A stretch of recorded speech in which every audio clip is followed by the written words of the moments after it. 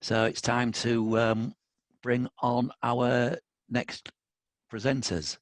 And I'd like to introduce to you Gregory Vervalle and Walter Deckers, whose presentation is entitled VLSFO, Quality Issues 2020.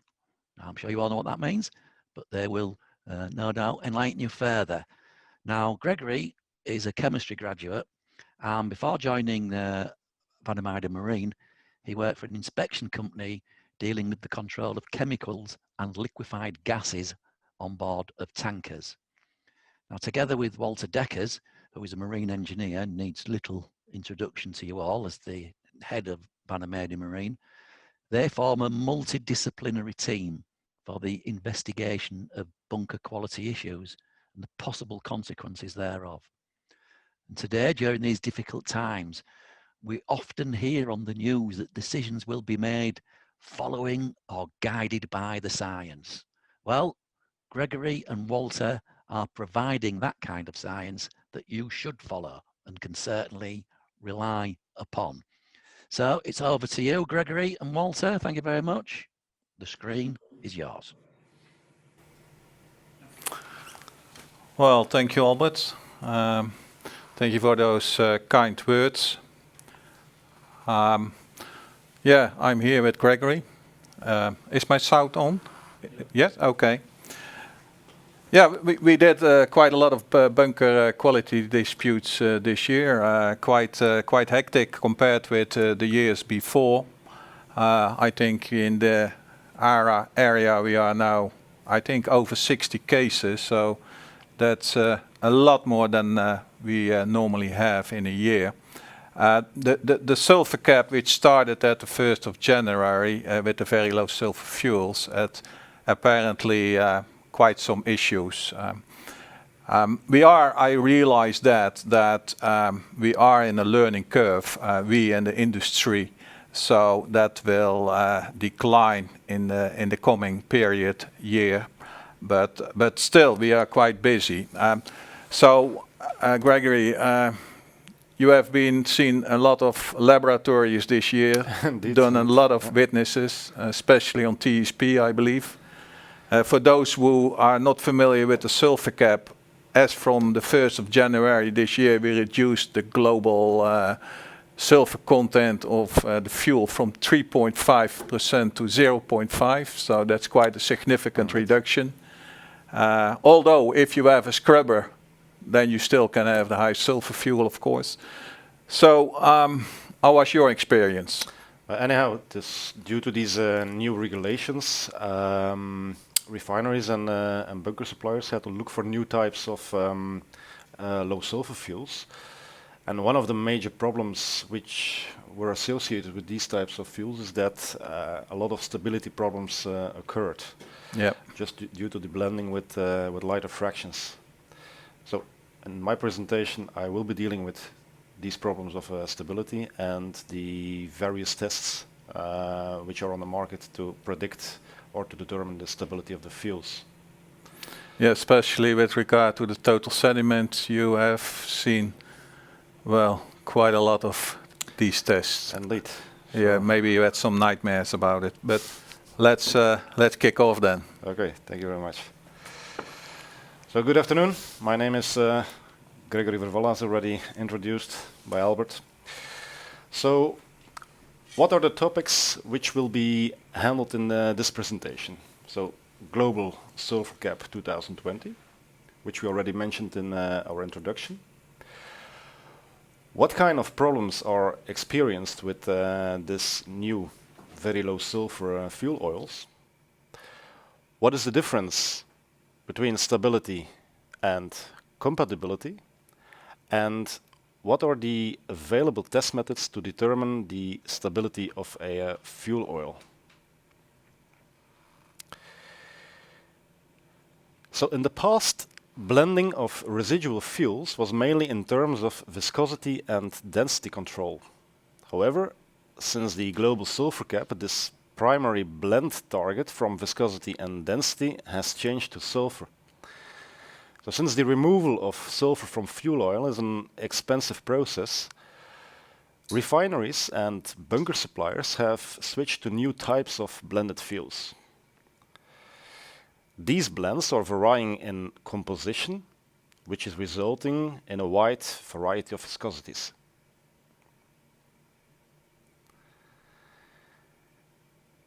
So with these new types of VLSFOs, a wide range of quality issues were recorded.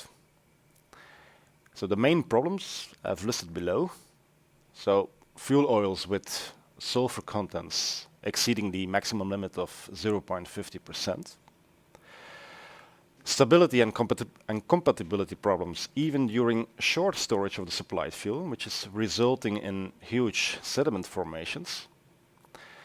Fuels with high acid numbers, which may indicate contamination with biomatter.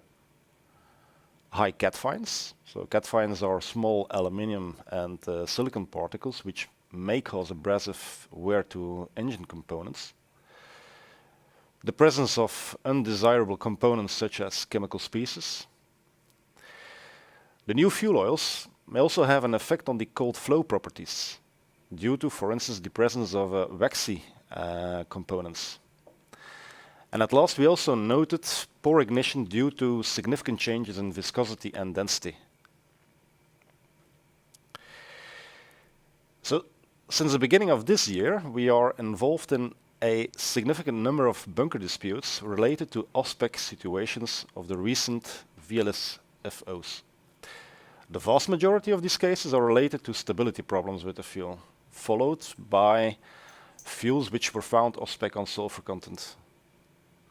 The remaining cases concerned too high aluminium silicon content, highly elevated acid numbers, high water contents and densities, and too low flash points.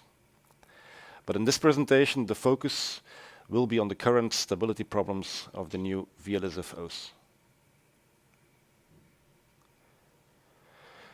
So, to get a better understanding on the cause of sediment formations due to unstable fuels, first some words of explanation on how a residual fuel is composed of. So basically, a residual fuel consists of four main components. We have the saturated and aromatic hydrocarbons, the resins and the asphaltenes. So the saturated hydrocarbons are the sum of paraffins and naphthenes, which are organic molecules without double bonds. The aromatic hydrocarbons are organic components with one or more benzene rings. The sum of both, we call it the oil. Asphaltenes are covering a wide range of heavier hydrocarbon structures of high molecular weight, whereas the resins have a similar structure to asphaltenes, but with a lower molecular weight. So the sum of the oil and the resins, we call it the maltenes.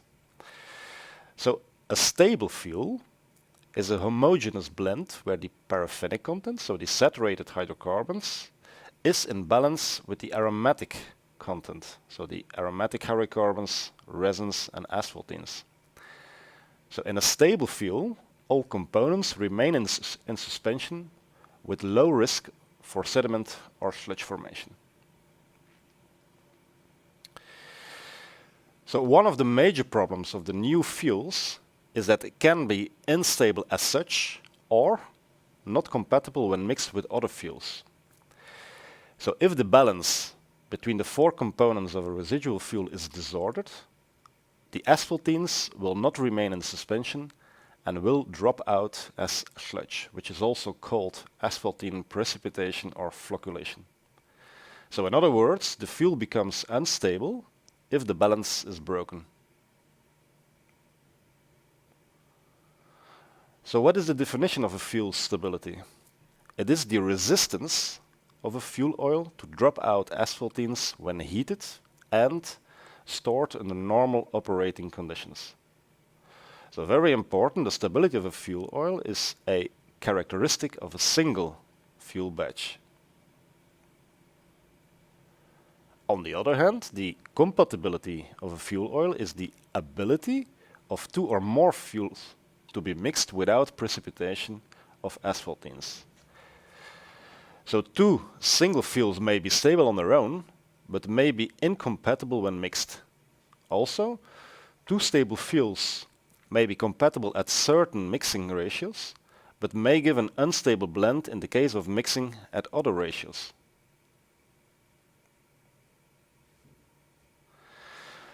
So whether we have an unstable fuel on its own, or whether an unstable blend is creating by mixing two incompatible fuels, the impact from a ship perspective is the same. So in both instances, excessive sediment formation may occur at the bunker tanks, purifiers, filters, and fuel injection equipment. Even the fuel lines themselves can be choked. The responsibilities are, however, very different. So it's the responsibility of the supplier to provide a stable product, whereas it is the responsibility of the engineers on board to carry out the best fuel management practice to limit the risk related to the mixing of incompatible fuels.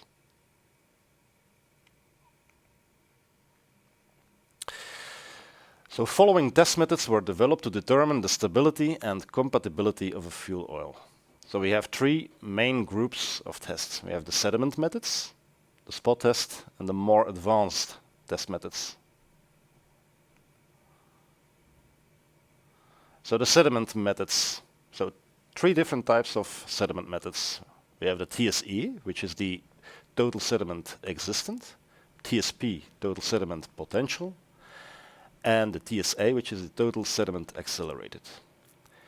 So these sediment methods all use the hot filtration method and are developed to define the total amount of sediment contained in a fuel.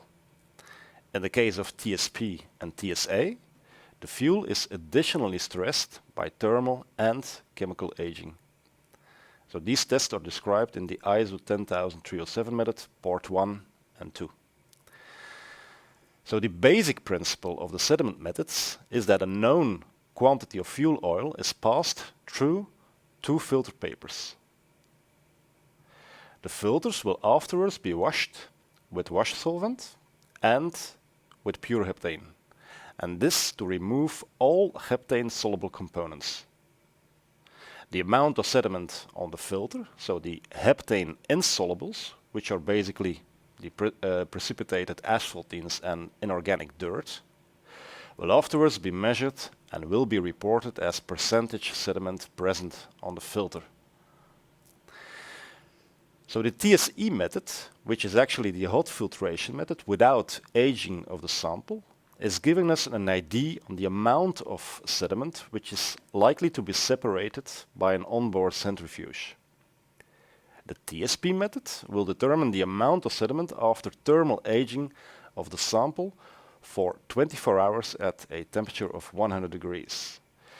So the aging process is supposed to simulate storage of the fuel on board the vessel at temperatures between 40 and 50 degrees Celsius, and this for several weeks. And at last we have the TSA method, which will determine the amount of sediment after dilution of the fuel with a paraffinic solvent, followed by storage for 1 hour at 100 degrees. So in this case, the fuel will be subject to chemical and to thermal aging. So the TSE is actually a simulation to test in how far the balance between the main components of a fuel will be broken by adding a paraffinic component.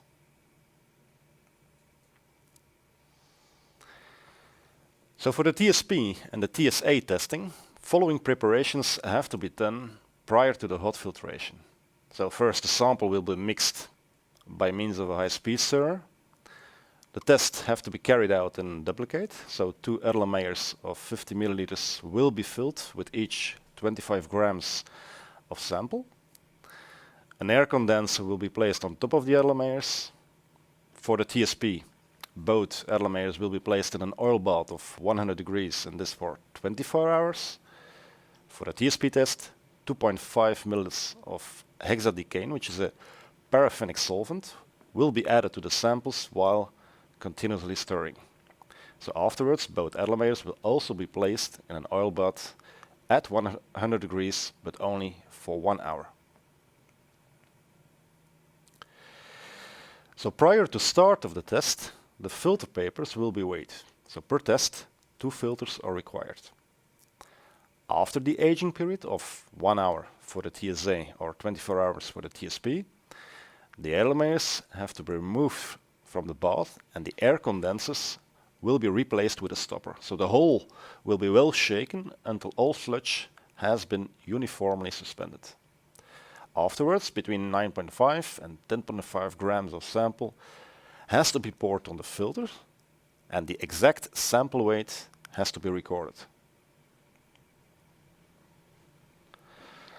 So the filter material will afterwards be washed twice with wash solvent, which is a mixture of toluene and heptane, and with pure heptane at last. So once the upper filters appear dry, both filters will be put in an oven at 110 degrees for 20 minutes and will afterwards be allowed to cool for another 20 minutes. At the end, both filters will be weighed again, after which the total sediment in the fuel can be calculated. The duplicate test has to be carried out as soon as possible following the first test. So the latest edition of the ISO 8217 standard is mentioning that the fuel can be considered as stable if the results for TSP and TSA are below 0.10%. It has to be remarked that the ISO 10307 method has a rather low precision. So when you have a single test result with already an elevated TSP, but still within the limit of 0.10%, it could be an indication, especially with these new types of VLSFOs, that the stability reserve of the fuel is poor and clogging problems may occur within weeks. In most of our cases, the total sediment potential revealed results which were exceeding 0.20%. Which brings us to the spot test, which is the cleanliness compatibility test. The test is designed for 2 purposes. First, to the determination of the cleanliness of the fuel oil. So in other words, to verify whether the single fuel batch is stable. Secondly, to verify whether a blend of 2 or more fuels in a specific proportion is compatible. So what will be done? A drop of a single fuel batch or a drop of a prepared blend of 2 or more fuels is put on a test paper and is heated to 100 degrees Celsius.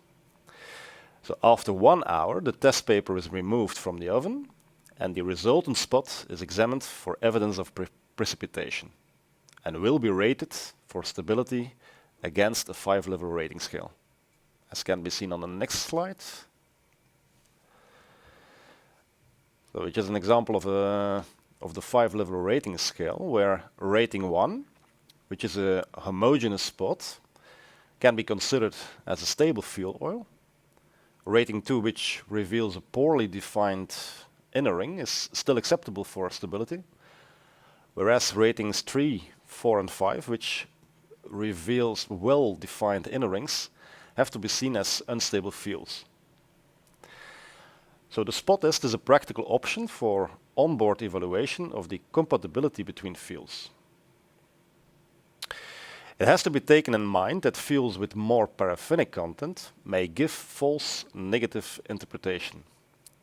This may indicate that the fuels are incompatible, although they are actually compatible.